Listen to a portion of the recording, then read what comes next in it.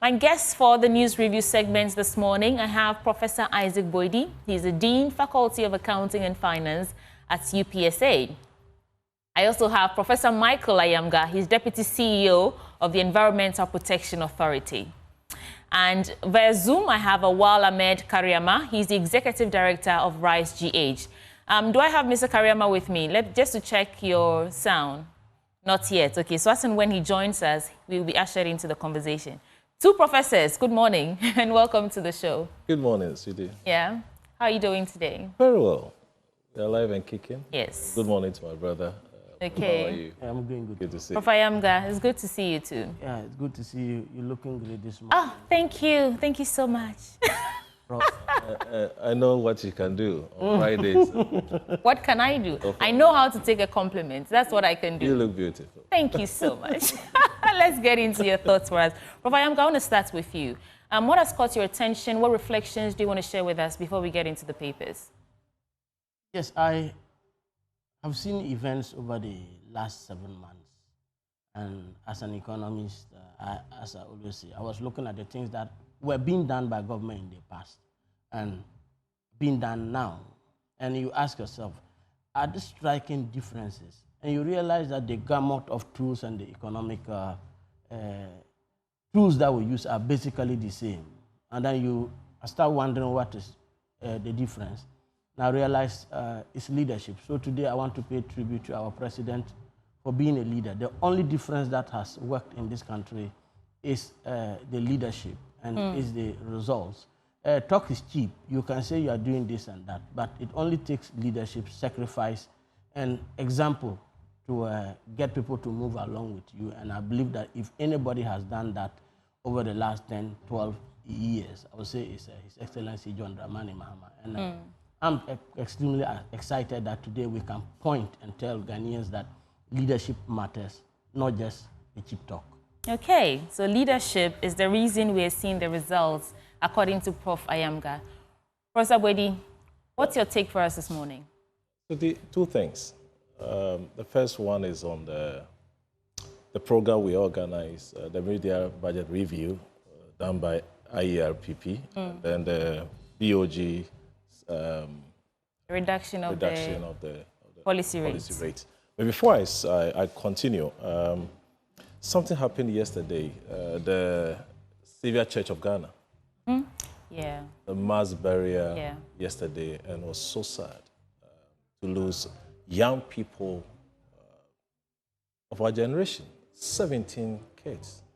There was a 4-year-old child among them. So bad, and I'm sure the family by now will be in a sad situation, and we want to ask God for more grace to sustain them in periods like this.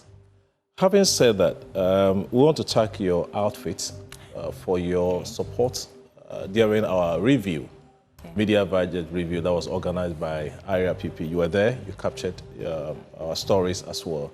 In fact, we had to diagnose the entire budget and present solutions and ideas to the country. In fact, we praised this administration in terms of the various indicators that we have seen. In terms of one, the rate-settled performance. Interest rates down from 23 to 13.7. GDP up beyond the target threshold, end year target of 4% is now 5.7. Some indicators we praise this administration. But there was something interesting that we were not too comfortable with within the budget. That was a disconnection from the half-year realities. What did we say on that? If you go to the revenue optimism, ignores real underperformance of this administration. First of all, look at the oil revenue. It was down by 2.66 billion. Grants down by 339 million. Then we look at non-tax revenue, down by 1.4 billion. Total grants, giving a total grant of 3.2 billion, down. It tells you we have a problem. Already expenditure compression already in effect. So total expenditure was reduced by almost 18.4 billion because of the capital that a cut in capital expenditures. Yet in the mid-year budget review, we didn't see any plan to rebalance the spending towards investment productivity. We didn't see that. And we're a bit worried that the budget should have focused on this particular area. And there was something in the budget that people have not taken time to look at, the credit to the private sector. From 29, we're expecting that figure to have gone down. But now it's about 31%. So when the governor gave the rate yesterday or so, we're expecting a drastic reduction in the rate, although it reduced from 28 to 25. And we had indicated some months ago that even when they stopped at 28, it should have been 25. Yet, it's reduced now. Good. But the point is that if you take all the other indicators that we have, inflation, whenever we want to talk about monetary policy rate, we are focusing on a signals borrowing cost for banking. I mean, how much these financial institutions want to borrow from the central bank. So it was down to 20. What was the rate? To 25. But the rate should have been close to about 19%. Why? Because inflation taking a nosedive, interest rates, yes, growth taking a nosedive. We can get all the figures for you. So why would you stay on 19%? We think that if you want to move this economy to the next stage, you cannot ignore the contributions of the private sector. So we think that they should look at the figures again. It's a data. And that is what we use to calculate all these MPC rates. Right. Yeah. So, I mean, I like that you've brought this up because there's another economist here who can speak to the matter. But I also like that, I appreciate that he first commended that they've done some work. We've gained some good traction. But Professor Ayamga, what do you say to his problem that has been identified in the budget so far? In terms of credit to the private sector, you know, he was expecting a marginal reduction, and he says from 29 to 31, it's not as impressive as it looks. You see, interest rates that are artificially determined distorts the financial system. And one of the things I've always praised the Honorable Minister for and the Governor of the Bank of Ghana for has been the discipline to allow the economy to reflect on the interest rates. That's why consistently over the last 3-4 months, when the Minister of Finance went to the markets, treasury markets, got undersubscribed. What the former minister did was increase the interest rates and go to media targets. What they still did was came back, cut down expenditures, went back. Eventually, we started seeing one of the most robust and very, very important indicators. That is when government started meeting its projections and targets alongside with declining interest rates. So the economic incentives in the system is pushing the interest rates down. That is an economy in action. You don't sit here and tell me, okay, let's reduce it further. In fact, I don't remember the last time we reduced interest rates in this country. So when we are even seeing the Bank of Ghana combining with the economic system to bring down interest rates, that is a very positive sign. Again, my colleague said something that shocked me. You are talking of grants. Grants are declining, yet the economy is improving. 2024-25 have been turbulent times. Of course, the Trump impact on global economy is there. So everybody expects grants to decline. What is important is how do you bring that home, still maintain your economy, and not allow those revenue shortfalls to significantly derail your economy. And that is where I doff my hat out for the president and the finance minister, and I already started by saying leadership. Over the last 8 years, we are talking about borrowing over 40 billion dollars in this economy. Yet our exchange rate was declining. That liquidity injection into an economy, you don't find, where was it? And I said it was leadership. People were basically hoarding these monies, using the dollar. I used to tell my students that, of course, I know I will teach you about the transaction demand for money, speculative and precautionary, but now there's a corruption demand for money, where people just brought in the dollars, CDs changed into dollars and stuck away, and that's why the exchange rate was declining. And the exchange rate was out of control and increasing. And that's why leadership blocked it. These are things we need to give credit for. Do you think time... Okay, finish. I'm not saying that we shouldn't intervene to bring interest rates down. But if you artificially do it, the markets are going to expose you. You distort the balance. And I believe that what is happening is where we should stay. We should focus on allowing the market forces to determine where interest go. Yes, government uses it to mop up excess liquidity and also determine injection into the economy. Okay. But we don't have to overly do it. I don't think that that's where I want to go. Do you think time is a factor? Do you think the reductions he hopes to see will come to light with time? That is to assume that it's still early days yet for this administration and what you hope to do in terms of turning the economy around. Do you think time is a factor? Yes, time is a factor, and I'm even surprised that just in the second quarter, the Bank of Ghana is intervening already to reduce the interest rates. I would wish that we allowed factors to determine it. Yes, the reduction is very important and is anchored in the economic stability that we are seeing. I said here last week that these are not numbers that we just want to see and talk about. They have to give us some room and some fiscal space first to spend, and also to be able to take some of the risk that you can do to stimulate the real sector. Right. And that is what we are seeing the MPC do now, that is bring down the interest rates. We are hoping that the banks will follow that lead. And a drastic reduction sometimes would catch the financial players off guard. They don't know by which margin to also reduce it and how the markets will respond. So I believe that that gradual suppression of that rate and observing how it impacts the economy is the best way to go. And I tell all economists, I tell myself that if anything at all, yes, we are always doing Wall Street data, European data, other things. There is Macaulay data that Actu has mastered. Let's go and learn from him and stop being that way. All right.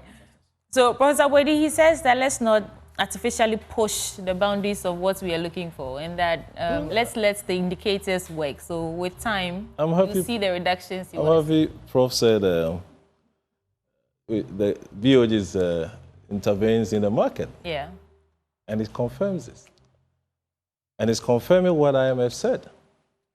That the gains are artificial? No, I'm talking about in terms of the interventions in the market. Yeah. You know, when your inflations are up, you have to now increase your rate, monetary policy rate, just to cool it down. That's all. But now it's taking a nosedive. Interventions in the market, yes. The forex rates with World Bank, IMF, reduce your foothold in your footprint in the market and allow demand and supply to interact. Okay. So that has been a problem. But see, gradually, this administration is abandoning their reforms projects and targeting on the low-hanging fruits, focusing on indirect taxes over the period of time. And that's an argument you can make. Okay, so let's get into the newspapers so that we can get these stories out there. And I just want to check one more time if Awal Ahmed Kariama is with us at this point. He'll be joining us via Zoom. He's the Executive Director of Rise Ghana. That's my third guest for today's news review. Mr. Kariama, are you with me on Zoom now? Okay, he's trying to connect. All right. So let me start with my newspaper. I have the New Finder and the Ghanaian Publisher. So let me start with the Ghanaian Publisher. Zoom Lion model inspires Zanzibar waste plan. And High Court dismisses another Tokono application. Apenyo Markin slams NDC 60-40 jibe. So these two stories I want to start with. The High Court throwing out or dismissing another Get Through Tokono application, and Apenyo Markin's commentary in Parliament yesterday. Let's start from the High Court, because the Human Rights Division of the High Court in Accra dismissed a judicial review application filed by the suspended Chief Justice, Gertrude Tokono, describing the action as an abuse of the court process and affirming that the court lacked jurisdiction to adjudicate the matter. We've been following this story from the beginning of the year to this point. It looks like the suspended Chief Justice is bent on fighting her impeachment, and the courts are also saying other things. Gentlemen, I'll come to you in a bit, but let me also bring in the story. So, Apenyo Markin, Minority Leader in Parliament, has launched a scathing critique of the John Mahama-led NDC administration, accusing the government of hypocrisy, misrepresentation, and benefiting from painful economic reforms initiated by the previous NPP government. And so he was speaking yesterday on the floor, and I mean, it was part of the conclusion of the debate on the mid-year budget review. And he said, or he questioned the NDC's economic credibility, branding the current administration as, quote, 60-40 government, a phrase that he said has become the NDC's new identity on the streets of Accra. So those of you watching us across social media platforms, let us know if indeed that is the street cred for the NDC now, 60-40. I want to hear from you. I think you are the final judges in these matters. And I may just squeeze in, Gold Board receives seized gold from NACOC. Yeah. And the Narcotics Control Commission has officially handed over 17 gold bars valued at $1.7 million to the Ghana Gold Board at a brief ceremony held at the Ministry of the Interior. So, Professor Yamga, let's start from the High Court dismissing another Tokono application. It looks like there's no end in sight. And I'm afraid we might keep doing this till, I don't know, what, the end of this year, next.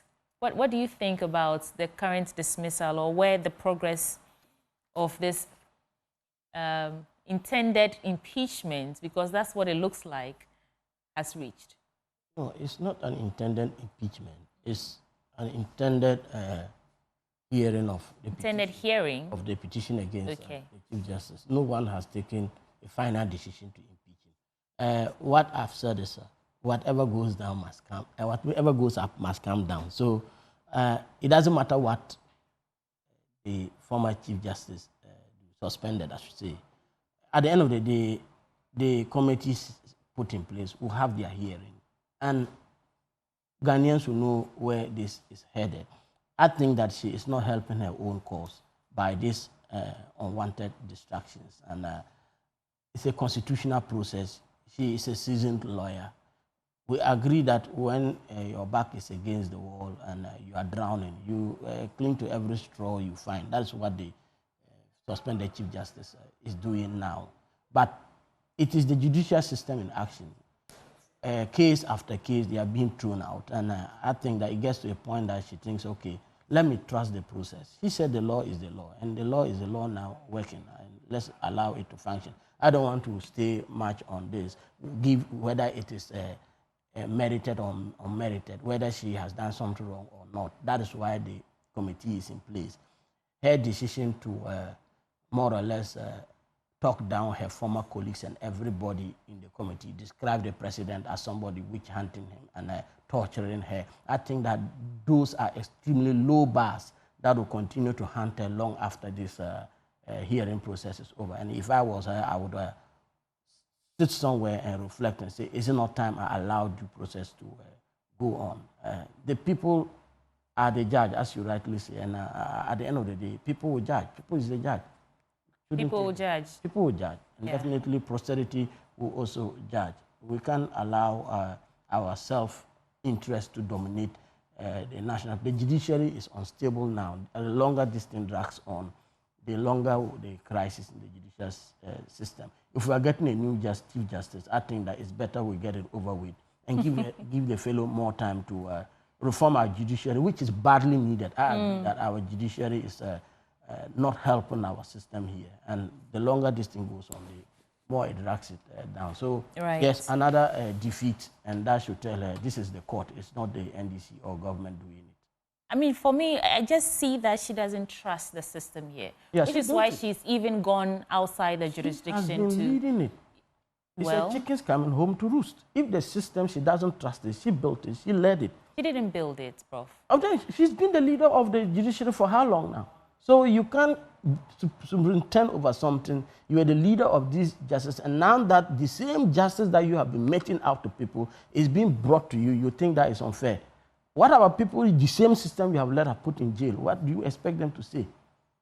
You have presided over presidential elections, and they've gone one way or the other, under that same system that you were superintending over.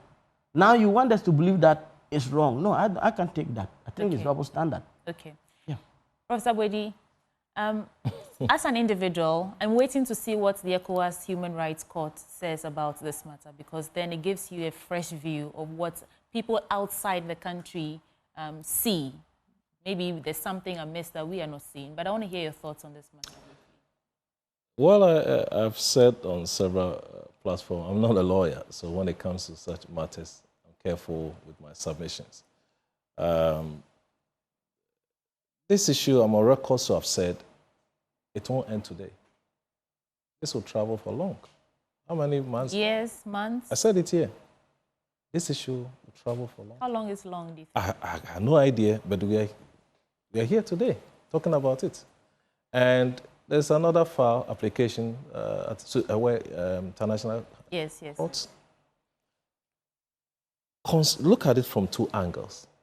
If she wins, what happens? If she loses, what happens?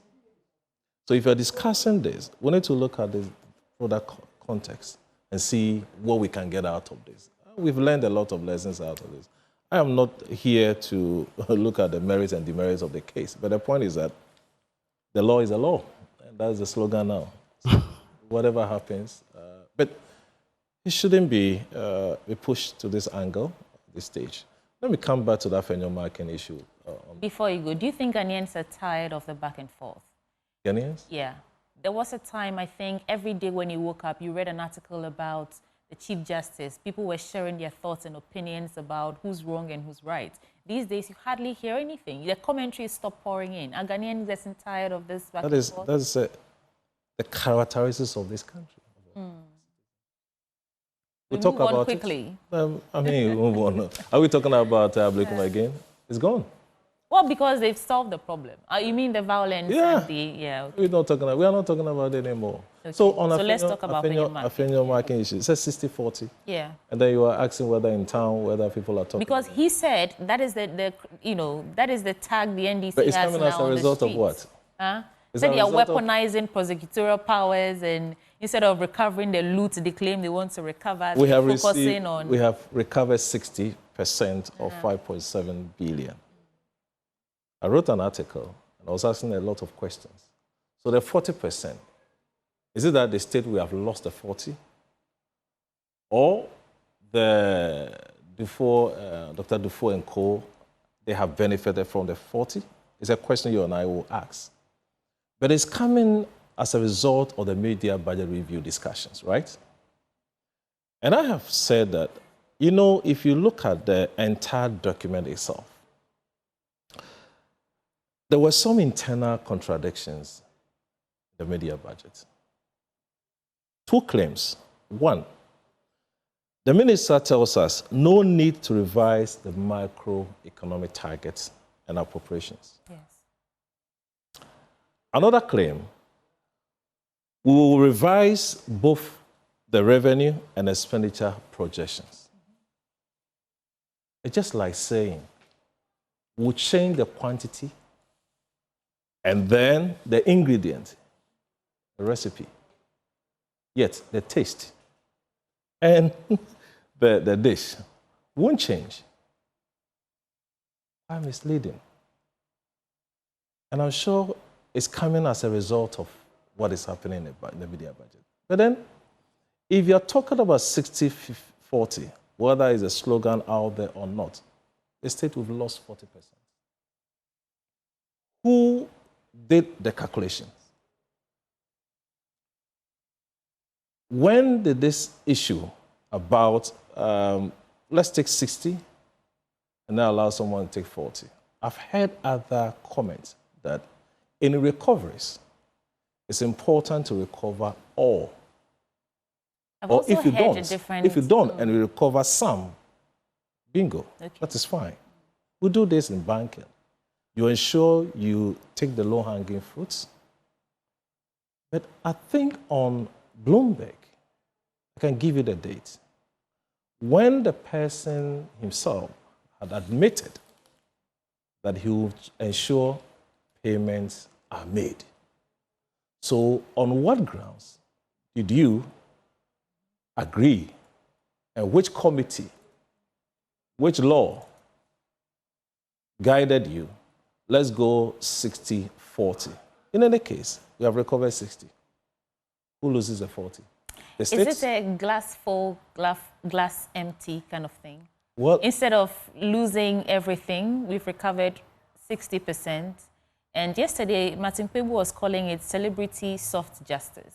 I see. Where, I mean, because of the profile of the persons involved and because of the, the specifics of the case, it's not like they took money away from the coffers of the country. It was just like casualties of banking sector cleanup and all that. We've recovered 60. Let's look at it as a half full glass rather than focus on the other 40% that we don't know whether or not we'll be able to recover. How do you respond to that? So and he said it's not new. They didn't create this law recently. It's been there since time I have no chance on this law before. No, I'm telling you, this is what he said, and he's a lawyer. So it's a law that's there that you said can it's recover. Yeah. So the you recover the money, you reduce your jail time. Oh, I see. Yeah, he said it. We can play back that. Well, I'm not a lawyer, so I can't go into this. But my issue is that if someone takes from the state 100 cedis, and then the person is asked to pay half of that, if that person who takes the plantain from the market, are you going to negotiate on those terms? Yeah, it doesn't serve the ordinary Ghanaian, unfortunately. Professor Ayamga. There was something on Zoom Lion. Maybe it will tie to... Zoom Lion, yes. I'll come back to it. So I'll come back to it, yeah. I have always maintained that our justice system is unfair. Given where I have come from, I still have people I grew up with still serving jail term for stealing goats. So... goats? Yes. If you have some of these things, they are worrying. But we shouldn't try to tie it to any particular regime. Let me just take our memories back a short while ago to the Atu Forsen case. Yeah. Atu Asian, rather. Atu Asian's case. Atu Asian is in jail because the program or the plan agreed for him to what? Refund the monies. He missed some There's timelines, yeah. Timelines. Yeah. He couldn't pay the monies within the time frame. If he had met the timelines, he would still be a free man. That's what they're saying. So it's an issue not about punishing the criminality, but recovering. Now, if you look at our track record in prosecuting these white-collar crimes, they are abysmal. The track record is abysmal. We've not been successful in doing that. Either it's our judicial system and our society or a combination of both. So it gets to a point where you now look at which is let's say, the best of the two evils. And what serves the interest of the Ghanaian people? Is it that we send one person to jail or we recover 60%? That is for the people to think of. But now let's look at the banking sector cleanup. This is a system that already sank this country by some $2 billion. It's one of the primary reasons why our economy was the way it was. Yes. So if we were always quick to bail underperforming banks out, anytime they were underperforming, we sank in huge resources from the taxpayer to save them. What should be the basic intuition here? To at least minimize the losses. Because these are, as I said, white-collar crimes, some maybe impropriety, bad decisions, and so on. And no, it's very difficult to prosecute those ones. So I agree that, yes, we want to see some punishment, but my first inclination will be, do we minimize the losses to the Ghanaian people or not? So that is where I want... half full. Half full, is better than half empty. And look at it that way. I'm not saying that there is some collusion. Attorney General is my cousin, and I've known him for years. If I get into trouble now, he won't defend me. I can tell you for that. He won't defend you? He won't.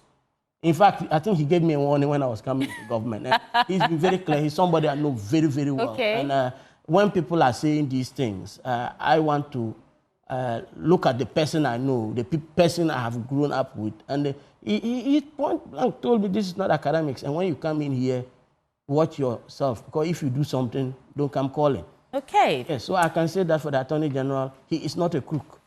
Okay.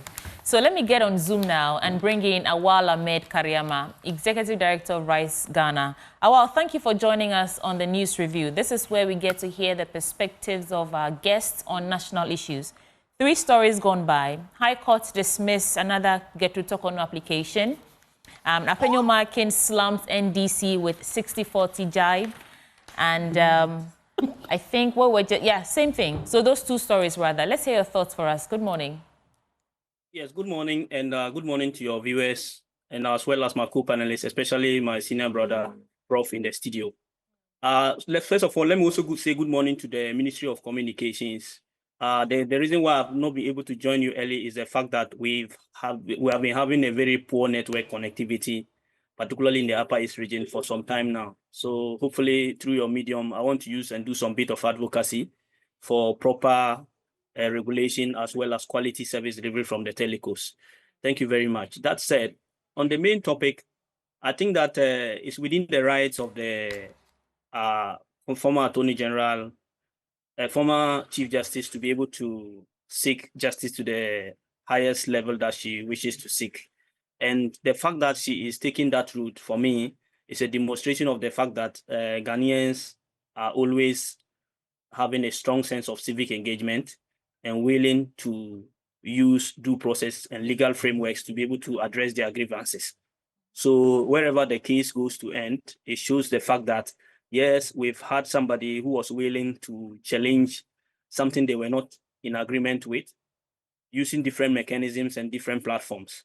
And then I think we should encourage that. As for the merits of the matter, I think that as he's still pursuing it, some of us are not able to say whether it's black and white, but I think that it's proper that due process is followed. And I want to also jump in on the current bandwagon that we say the law is the law. I think that we need to expand it to say the law is the law. The law is also due process. Okay, so we shouldn't just say the law is the law. I mean, that's the catchphrase, but we need to expand it and say, yes, the law is the law, but beyond that, the law is also due process.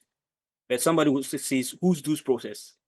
So the due process has to cut across board for the person who is being prosecuted, as well as the relevant law enforcing bodies, so that we know that everybody comes to the table with the level of fairness that is expected.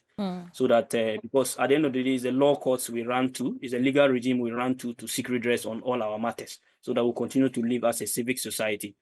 On the issue of the ATO forcing, I think that there are 2 schools of thought here.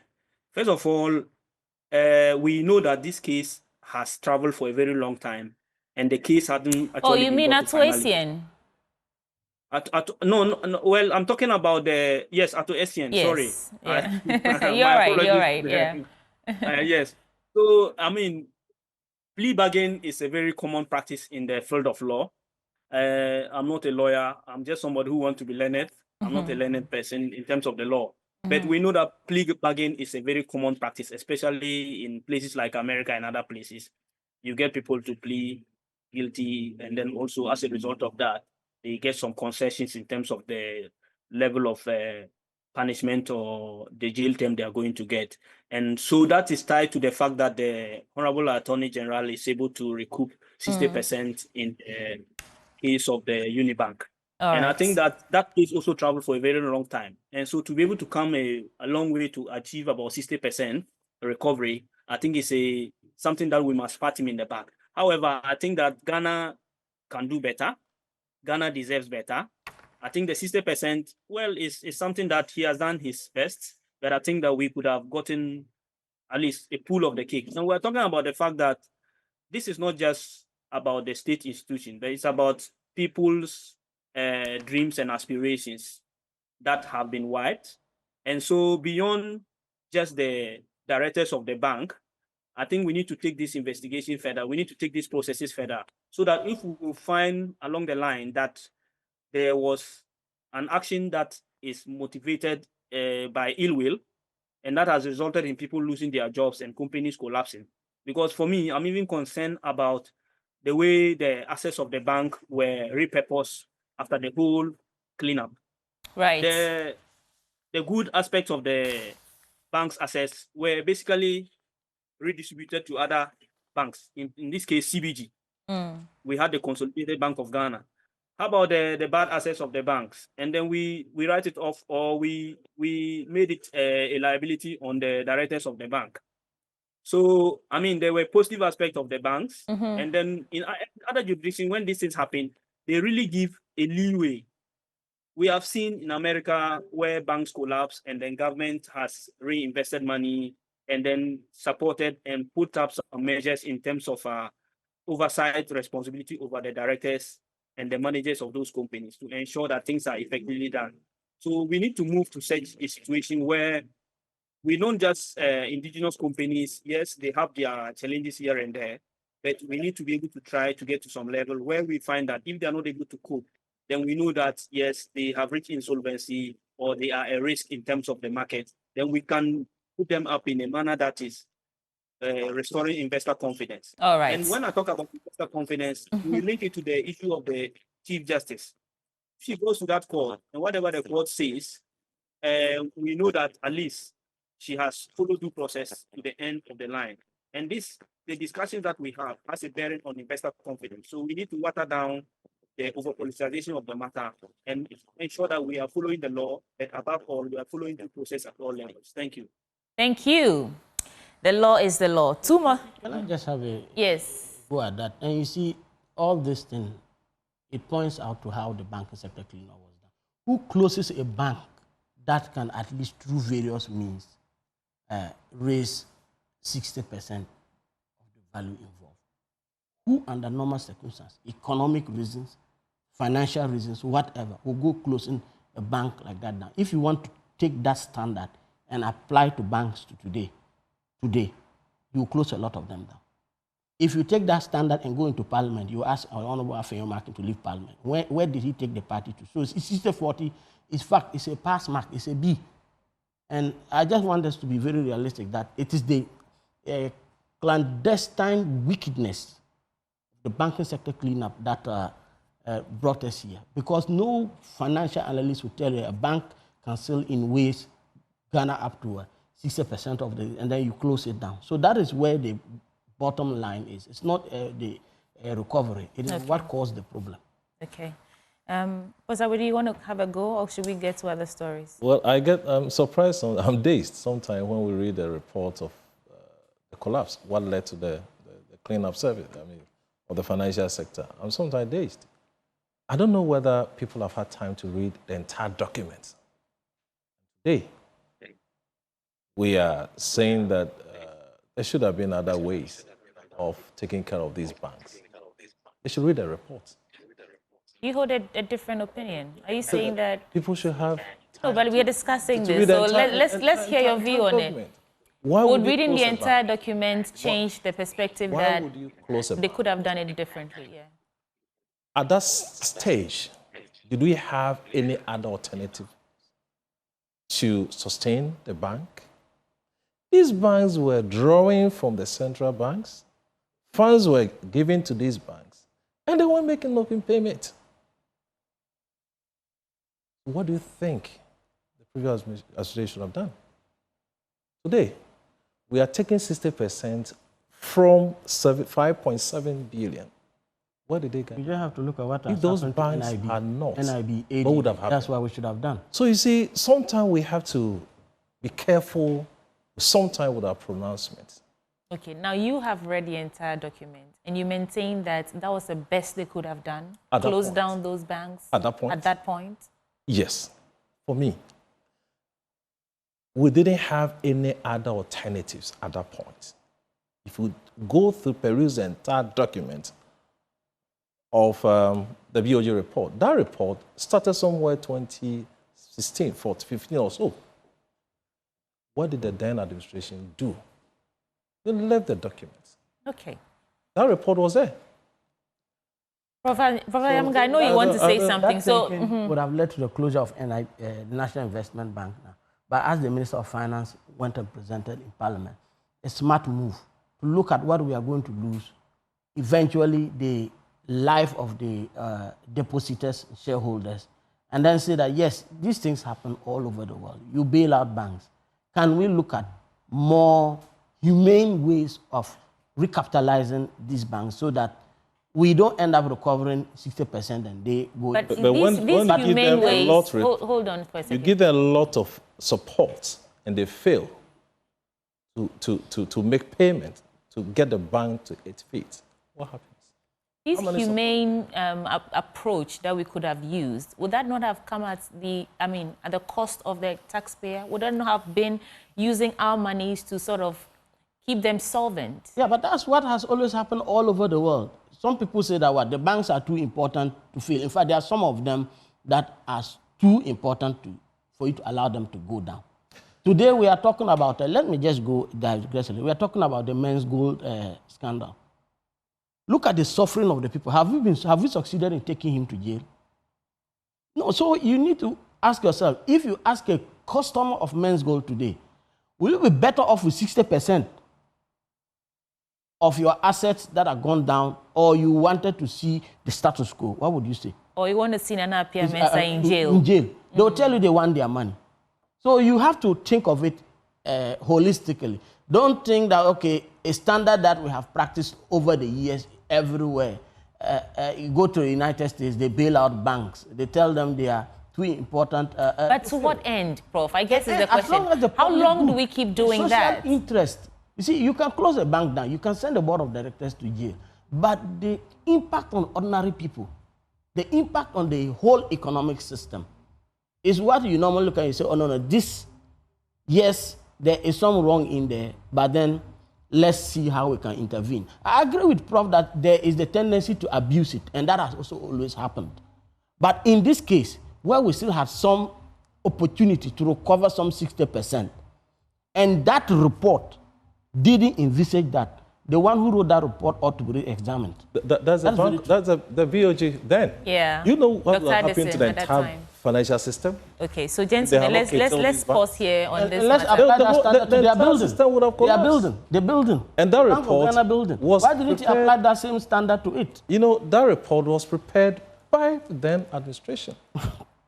So they should check who prepared that report. Not the recent past, the BOG governor. No, they should take that report, the asset life report. Okay, so because you mentioned the building, I saw the story here, so I'm going to read it out.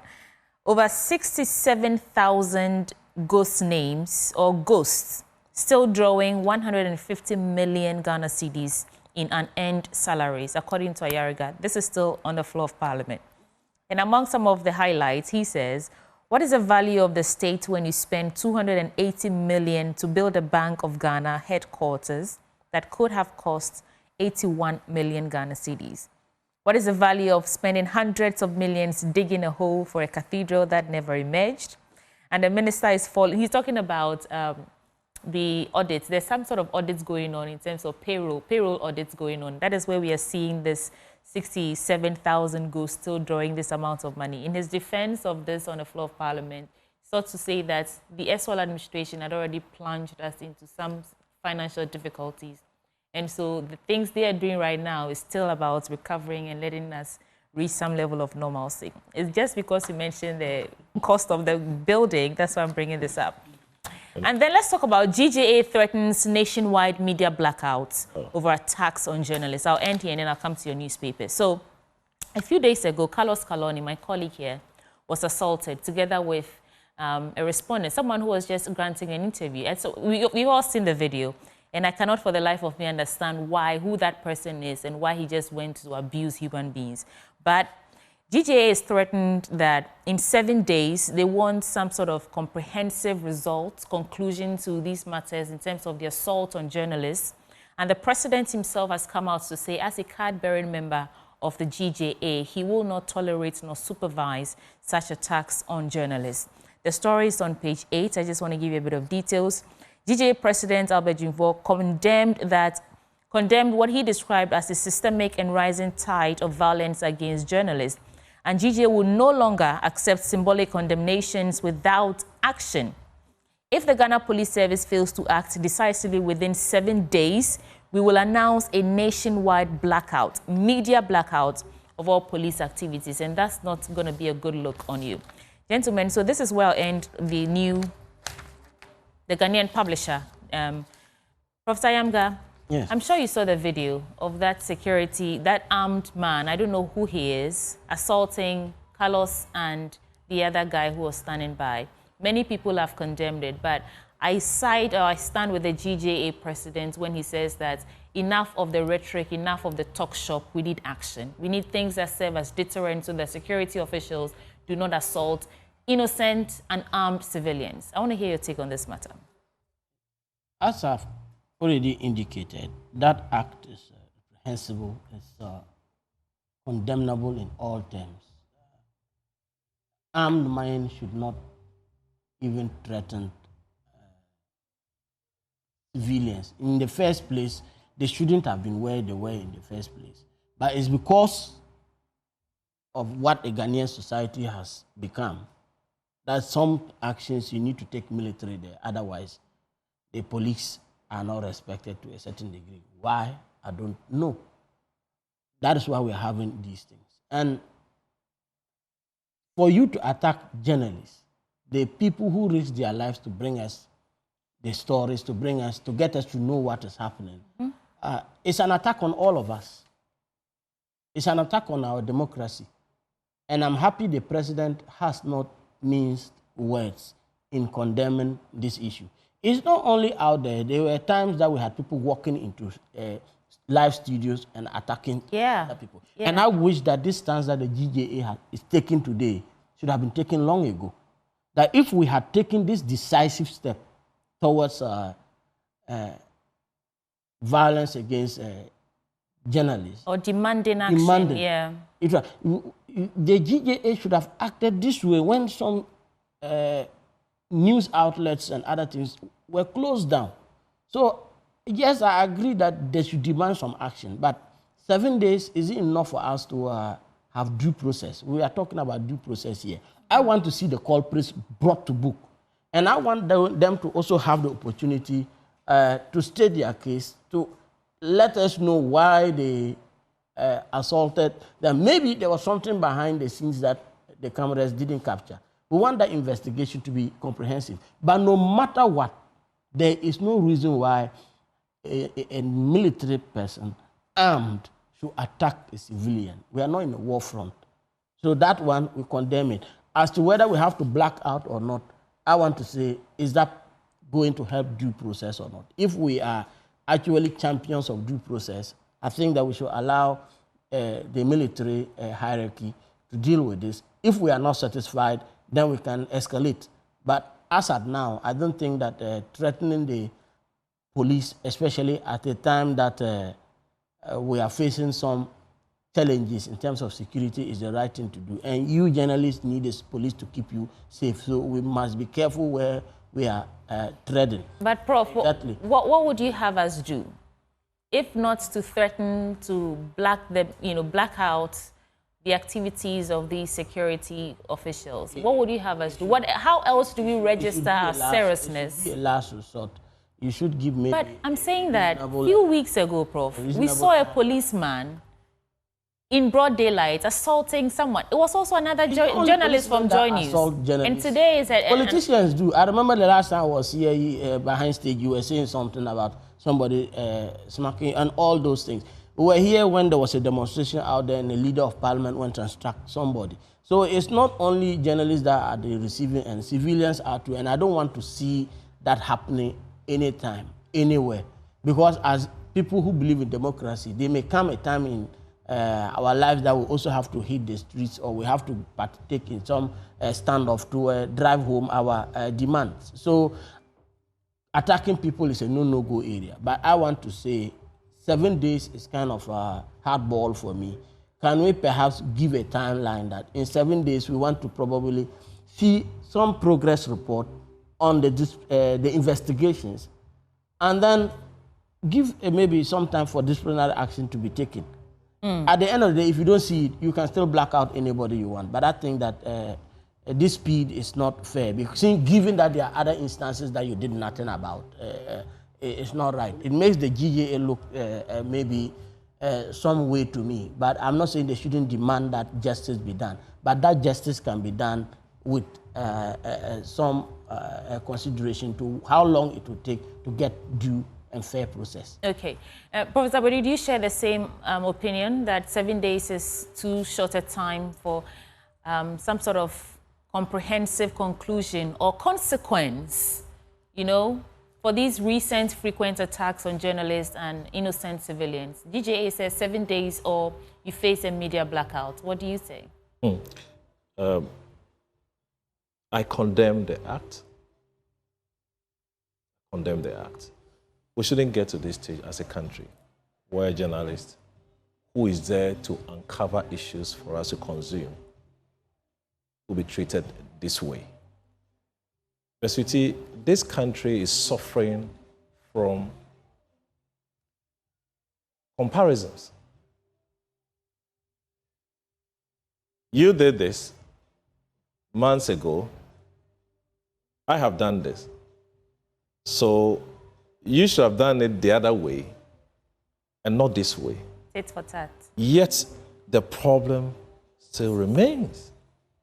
Is that the first time we have seen it? No, it happens all the time. So if the president comes out, the GGA president, tells the country, we have suffered enough. So this time, we are giving you up to this time. You know how issues are brushed off in this country? This issue, if care is not taken, the next day, we won't talk about it. In fact, we started the news review with that, saying that Ghanaians are tired also because we just move on quickly. So if for me, I don't have a problem if there's an ultimatum. But you see how they have captured. But do you think the time is too short? For me, it could be today, tomorrow. Because what must it take to investigate this issue? You don't. You have all the security apparatus there. You should investigate. You know, look at the way they've written. DJ threatens military. Was there a threat the person issued? No. He was talking about issues that happened and the fact that you should act quickly. So I am not in favor when we push issue and we tell that, well, long ago, if the man knew this, why didn't he act? Which my good friend said. Why did they say all this one? And now he's giving an ultimatum. He should have done it years ago. I think we should stop this comparison. It doesn't help. You see, let's go back to the budget. You reduce your budget by 3.something million. You cut your expenditure by 18%. Today we are talking about 60-40. So when you want to talk about the issue, they will refer you. So when you're driving, you say, what did you do? So we cannot move forward as a country. We must always make reference to the past. So what are we doing today? There is no need to build a country. We want solution to problems. Of course, you can make comparisons sometimes. But now when you're in the driving seat, and I've been on the platform, all the successes we are having as a country, let's give credit to the NDC. If they will give credence or credit to others, that's fine. So that when there's a change of emphasis, the same people will be blamed. So when you're in a driving seat, accept blames, accept criticisms, find a solution to a problem. But we should not be all the time making reference to what happened years ago. How do you move a country forward? This is what the GJ says. So if we don't have anything to say on that matter, I think making reference to the past, he was there, why did he do? But I also think that he's trying to establish some sort of historical, a very important context over here, that it keeps happening and that this is an action that is probably coming too late a time to get the results. I think that's the point you were trying to make. Yeah. But you see, when we keep making references to that, when there's an impending case, you rather will anger this DJ or more. Okay. Because then you're not finding a solution to the problem. So you could have, yes, you draw inference, make reference, it's fine, we do that. But give us a timeline. What do we do in the face of this? Can we perpetuate this forever? Okay, let me hear what Mr. Kariama also thinks, especially because, I mean, Rise Ghana is a human rights and, development NGO. So let's hear your take on this matter.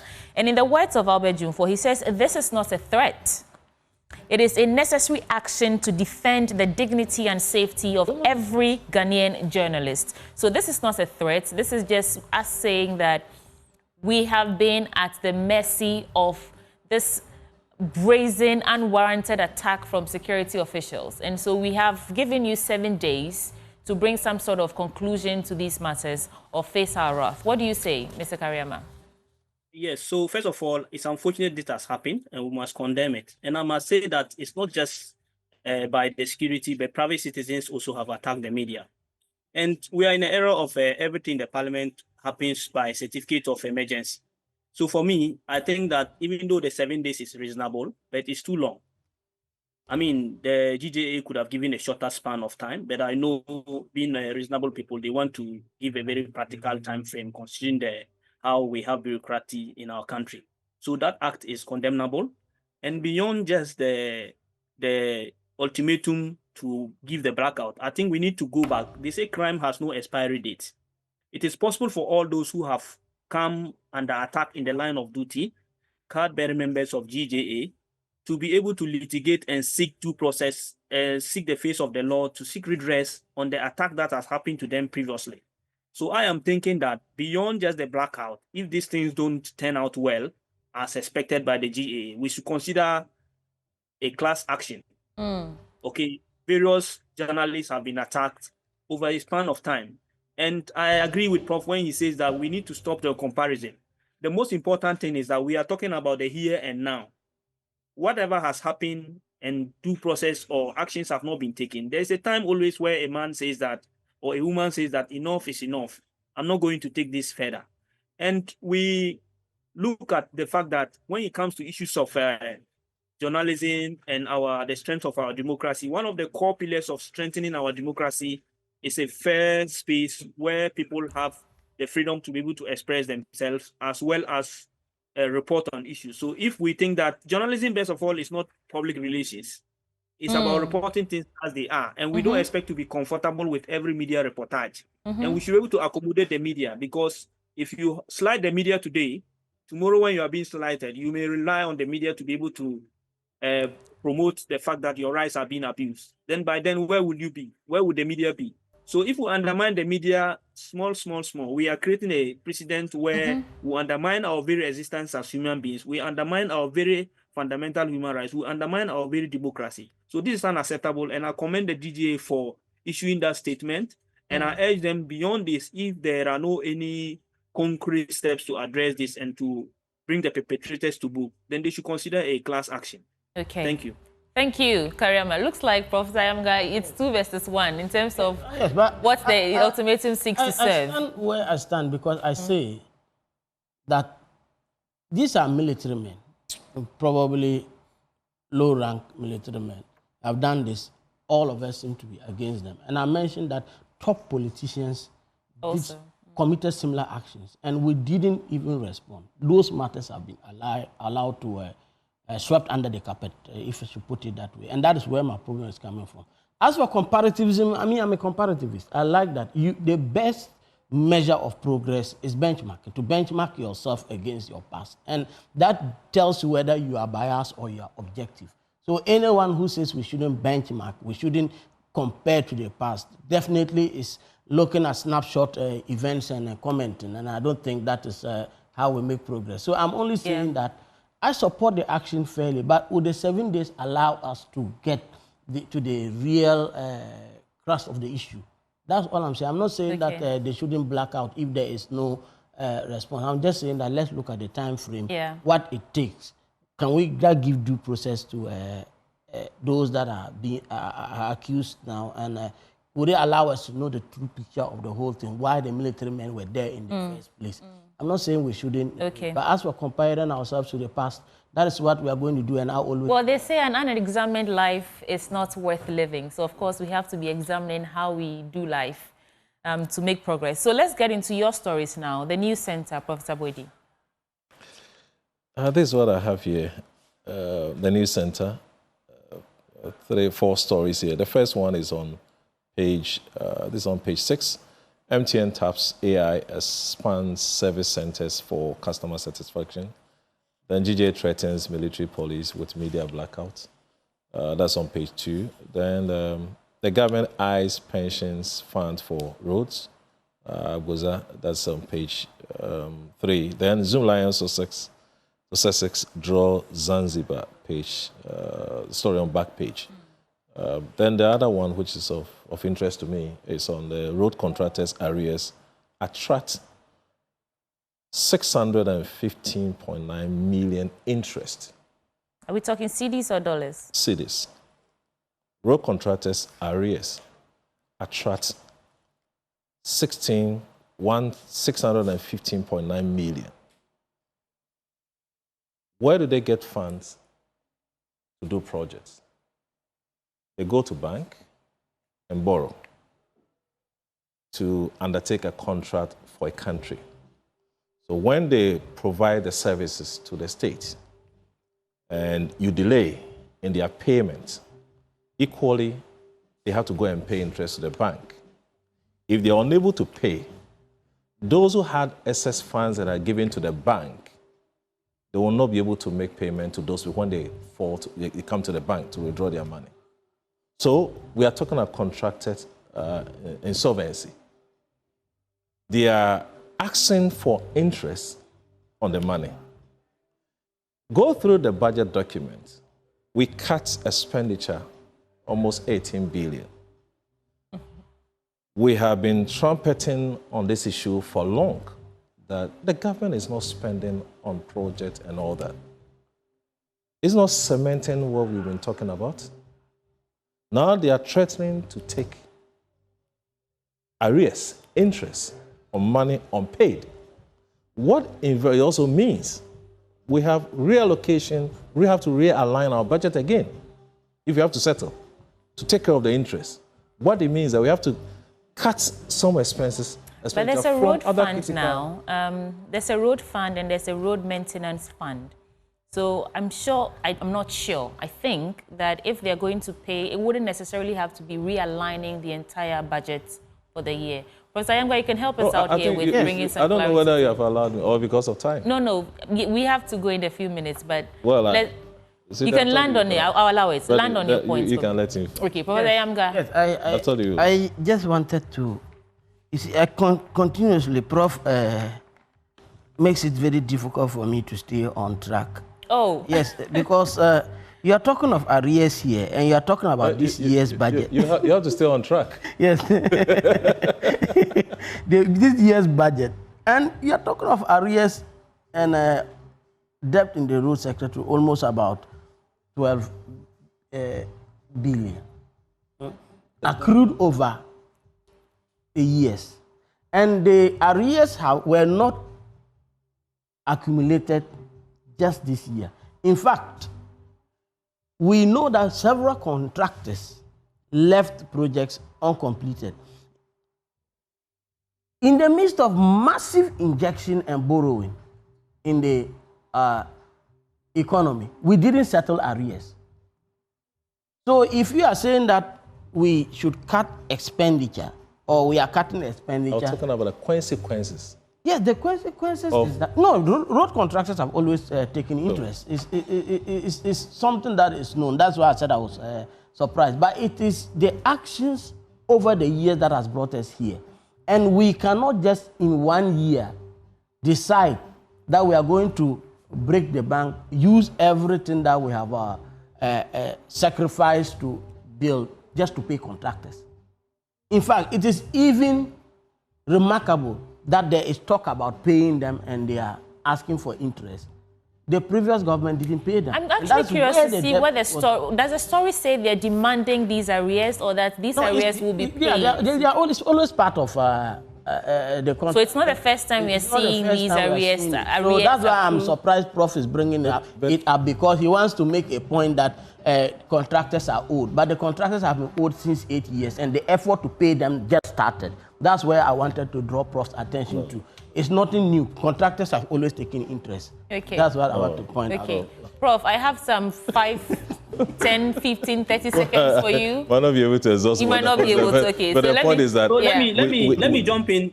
Yes, I want to come to you. Just let him finish his point. He wanted to give me a concluding point. You know, yeah.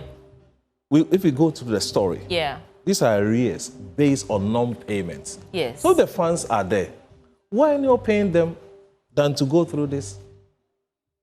But that's what he's saying, that the non-payment issue is they've just started solving that. They've just started paying contractors. Have you read the entire document? I'm asking you. have not read. You start contracts without a dedicated fund for them, launch a year of roads, and the only thing you did was loot the road sector. You don't construct the roads, you don't pay contractors. Go through you are not saying that we should the entire document. You realize that these are arrears that they are talking about. Arrears that should have been taken care of. Payment arrears accrued. But my challenge is that when we are to cut, if this is going to stay on for long, it affects some component of your budget. Right.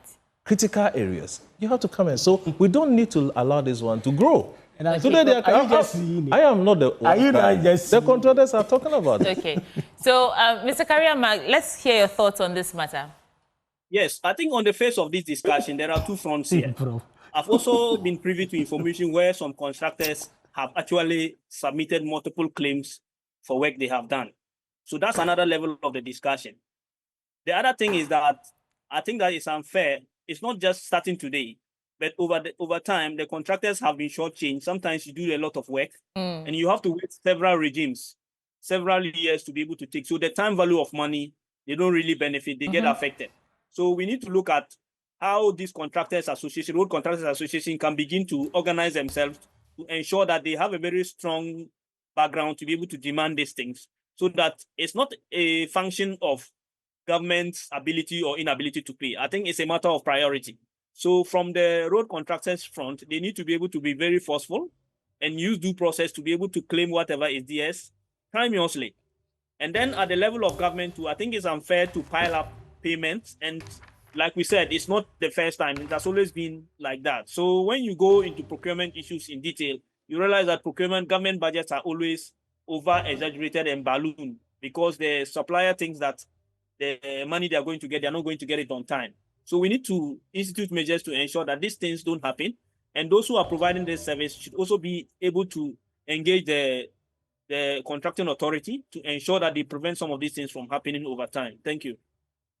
Thank you. And unfortunately, that's our time. Prof, if there's a headline on your paper that you want to just read out, I would have it because we have to go. Exactly. I think we've taken care of them. Everything? Yes. Okay. There's all, yeah, we've talked about all of All right. I have the news. This is your paper. The new find on the front page, Hebel Conference organizers rally Ashanti minister support. Non-oil imports surge 129% in second quarter. Gold exports surpass imports for first time in nearly a decade. And those are the stories. Feel free to pick a copy for yourself and get into it. Those who join us for this conversation, Kariama Awal Ahmed is the Executive Director of Rise Ghana. Thank you, Awal, for joining us.